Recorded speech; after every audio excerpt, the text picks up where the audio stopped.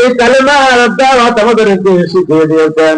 বন্ধুরা, রাত্রে উঠে উঠে যখন কালেমা লা ইলাহা ইল্লাল্লাহ বলতে শুরু করে দেন, আর চোখের পানিগুলো যখন ঝর্ণার মতন বের নাকে পুরা আসার আগে আগে আল্লাহ পাক বলতেছেন, ও বান্দা, তুমি আমাকে দেখো নাই, আমার জান্নাত দেখো নাই, আমার জাহান্নাম দেখো নাই, আমার ফেরেশতা দেখো নাই, আমার নবীদেরকে দেখো নাই, সাহাবীদেরকে দেখো নাই। এই সমস্ত সব জিনিস না দেখে তুমি যখন বিশ্বাস করেছো আমি আল্লাহ তোমার গোটা জীবনের সমস্ত গুনাহগুলিকে মাফ করে দিলাম। বন্ধুরা আমার, 1,00,000 মতান্তরে 2,40,000 নবী রাসূল পয়গম্বর এই পৃথিবীতে এসেছিলেন। সকল নবীরাই শুধু একমাত্র কালেমা লা ইলাহা ইল্লাল্লাহর দাওয়াত দিয়েছেন। নবীরা মা বাবার খেদমত শিখিয়েছেন, নবীরা ওস্তাদের খেদমত শিখিয়েছেন, নবীরা পারিবারিক অবস্থা শিখিয়েছেন, নবীরা এইভাবে করে ব্যবসা শিখিয়েছেন, রাজনীতি শিখিয়েছে। বন্ধুরা আমার, সুন্দর রাজনীতি শিখিয়েছেন। আমার নবী রাষ্ট্রনায়ক ছিলেন, কিন্তু বর্তমান যে চোরের গোষ্ঠীরা রাষ্ট্র চালায় গেল, এমন রাষ্ট্রনায়ক কিন্তু আমার নবী শিখায় নাই। ঠিক না দাদি? বন্ধুরা আমার, মনে রাখতে হবে, আমার নবী এমন রাষ্ট্রনায়ক ছিলেন, ওটা নদীকে এখনো ধরে রাখতে পারে। 40 বছর ক্ষমতা থাকলেও তার কোনো সমস্যা হবে না।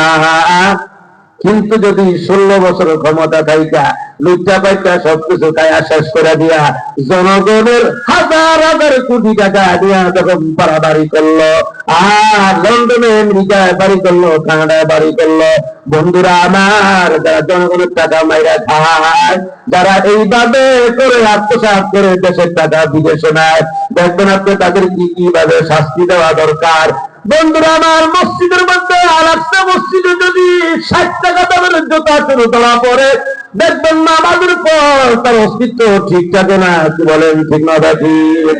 আল মদিনা মসজিদে যদি 100 টাকার জুতা চুরি করে, দেখবেন চোরের অস্তিত্ব ঠিক থাকে না। যদি 100 টাকার 60 টাকার জুতা চুরি করে যদি এমন মারি খায়, যারা হাজার হাজার কোটি টাকা বেড়ে দিল, তাদেরকে কেমন জোতা দিয়া দেওয়া দরকার। এদের বাড়ি ঘর গুলাকে আবু জাহেলের বাড়ির মতন বাথরুম বানানো দরকার। ঠিক না রাখি? বন্ধুরা আমার নবী সব শিক্ষা দিয়ে গিয়েছেন।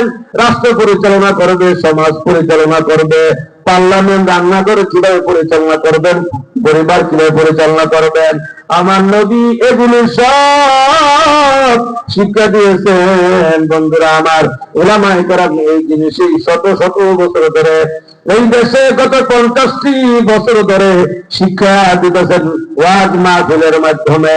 ডক্টর ইউনূসের জন্য দোয়া করি।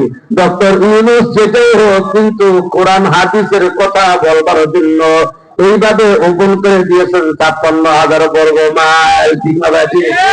ডক্টর ইউনূস বলছে, এখন থেকে কোন ধর্মের কথা বলবার জন্য কোন প্রশাসনের অনুমতি লাগবে না, খোলা মনে কথা হবে।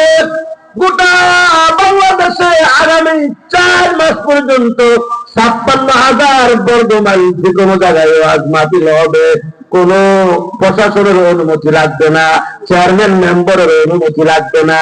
গত কয়েক বছর দেখছেন আপনারা, চেয়ারম্যান মেম্বারের অনুমতি লইতে লইতে জান মাল সব শেষ।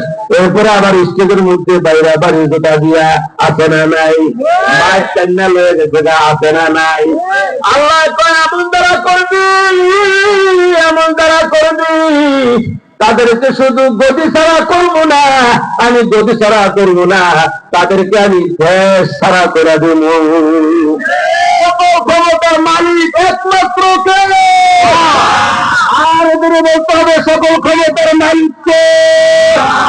বন্ধুরা, মনে রাখতে হবে, কালিমার উপরে যারা চলবে তাদের দিলের মধ্যে ভয় থাকবে। তাদের পট্টি বাঁধতে হবে না, চোখ দিলেতে হবে না, ধর্ম ব্যবসা করতে হবে না। এজন্য বন্ধুরা আমার মনে রাখবেন, তারা এই সমস্ত স্যাম্পল দেখায় যারা ক্ষমতায় ছিল তারা ধর্ম ব্যবসা করছে, নিজেরা কিন্তু কোনোদিন ধর্ম ব্যবসা করে না। কি বলেন, ঠিক না বাকি? ও মুসলমানেরা, ধর্ম ব্যবসা করে না। মুসলমানদের ব্যবসা হলো লা ইলাহা ইল্লাল্লাহ মুহাম্মাদুর রাসূলুল্লাহ। বন্ধুরা আমার একটি আয়াতে কারিমা তেলাওয়াত করেছি। আল্লাহ বলছেন, ইয়া আইয়ুহাল্লাযীনা আমানু তাকুল্লাহ। ভয় করব কাকে? আরে আস্তে বলেন, ভয় করব কাকে? আল্লাহকে। ইয়া আইয়ুহাল্লাযীনা আমানু তাকুল্লাহ,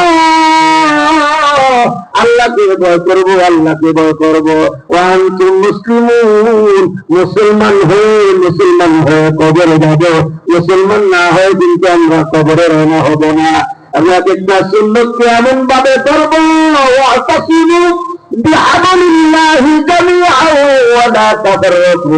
আমি টুপি ধরছি তো টুপি ছাড়বো না, আমি দাড়ি রাখছি তো দাড়ি ছাড়বো না, নামাজ ধরছি তো নামাজ ছাড়বো না, রোজা ধরছি তো রোজা ছাড়বো না, যাকাত দিতেছি তো যাকাত দিবই, হজ করার সময় যা আমি হজ করবই, আমি কুরবানি করবো ইনশাআল্লাহ, আত্মীয় স্বজনের হক আমি আদায় করব, বিবি ছেলেমেয়ের হক আমি আদায় করব, প্রতিবেশীর হক আমি আদায় করব, বাপ মার খেদমত আমি করব।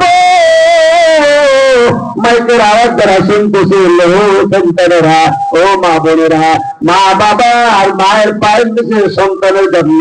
এজন্য মায়ের খেদমত কিভাবে করতে হবে আল্লাহর নবী শিক্ষা দিয়েছেন। হাদিসের মধ্যে আসছে, মার কথা 3 বার, বাবার কথা 1 বার। এজন্য মায়ের খেদমত করবো, বাবার খেদমত করবো। আমার নবী এইভাবে মায়ের খেদমতের কথাও শিখিয়ে দিয়েছেন।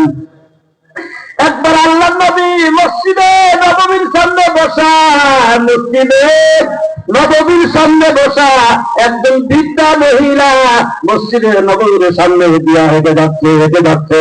আল্লাহ নবীর গায়ের মধ্যে রুমাল ছিল, এই রুমালটা সুন্দর করে আল্লাহ নবী বিছিয়ে দিয়েছেন। আল্লাহু আকবার।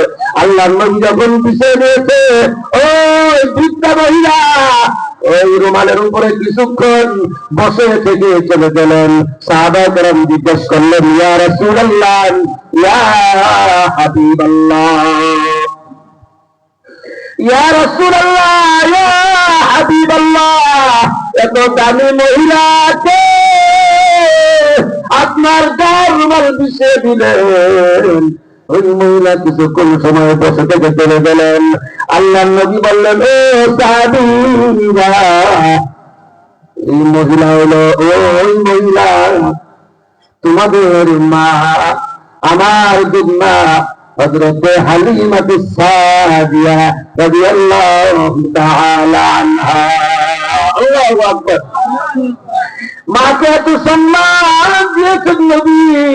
আমার নবী ধীরে ধীরে সারা দুনিয়ার মানুষকে সব শিক্ষা দিয়েছেন। শিক্ষা দিয়ে আমার নবী বলে গেছেন, লিমানিল মুলকুল ইয়াউম লিল্লাহি ওয়াহিদিল কাহ্হার। আল-ইয়াওমা তুজজা কুল্লু নাফসিন বিমা কাসাবাত লা যুলমাল ইয়াউম ইন্নাল্লাহা সারিউল হিসাব। ও দুনিয়ার মানুষেরা, একদিন এই দুনিয়া থেকে চলে যাবে, আল্লাহ তোমাদের বিচার শুরু করবে।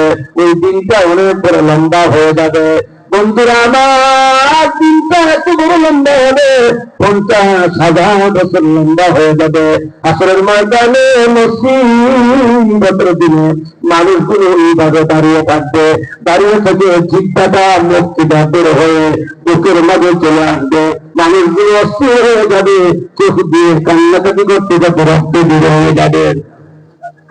মানুষগুলো যখন এইভাবে অস্থির হয়ে যাবে, দৌড়ে আদম আলাইহিস সালামের কাছে চলে যাবে, ইয়া বলবে, ইয়া আবুল বাশার, হে মানব জাতির পিতা, আজকে আমরা বিপদের মধ্যে পড়ে গিয়েছি, আমাদেরকে আপনি সুপারিশ করুন, সাহায্য করুন। মুসিবতের দিনে, আজকে এই বিচারের দিনে আমরা কি করবো?